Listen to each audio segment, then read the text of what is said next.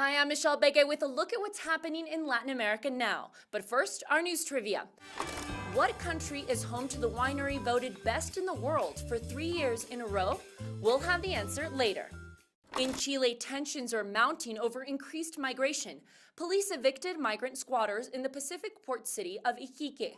Illegal migrants had set up tents in the public square for months. Then, over the weekend, 3,000 people marched to protest the presence of the migrants. At one point, the protesters set fire to some of the belongings left at the camp. Thousands of undocumented migrants, mainly Venezuelan families, have made their way to this city in northern Chile, looking for work and a new start. And in Bolivia, there have been clashes for days surrounding coca unions. A government-backed group of coca farmers took control of the legal coca market in Peru by force. The original coca growers union tried to take it back.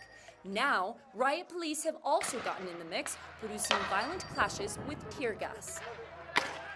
And two Argentine couples won the 2021 Tango World Cup held in Buenos Aires.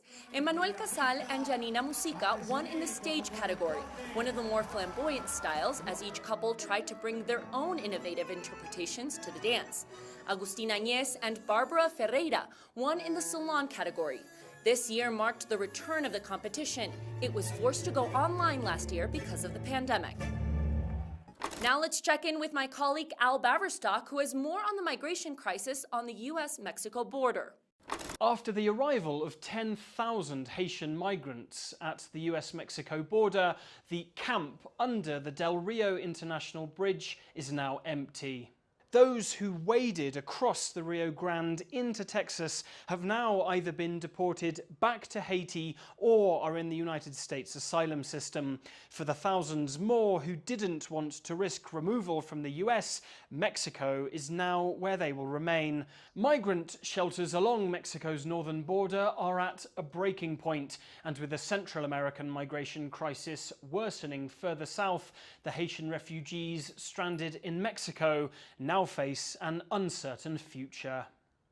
Okay, now let's look at what stories we're following for next week. First, Nicaragua kicked off its presidential election campaign season. President Daniel Ortega will face off against candidates from 5 lesser-known right-winged parties. They are the only ones cleared to participate by the government's electoral body. Some of Ortega's main rivals are under arrest, accused of destabilizing Nicaragua. Citizens are set to go out and vote on November 7th. And second, thousands of young climate activists in Mexico and Argentina joined protesters around the world. It was the first worldwide youth climate strike since before the pandemic. The protests are part of the Fridays for Future movement, which calls for immediate action on climate change.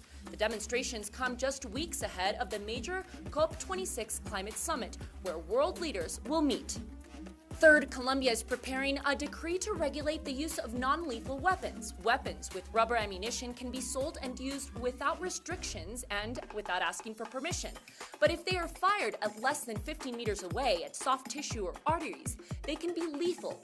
As crime in Colombia is on the rise, citizens are concerned. About 1.5 million non-lethal weapons have been legally bought and sold and have been used sometimes in robberies.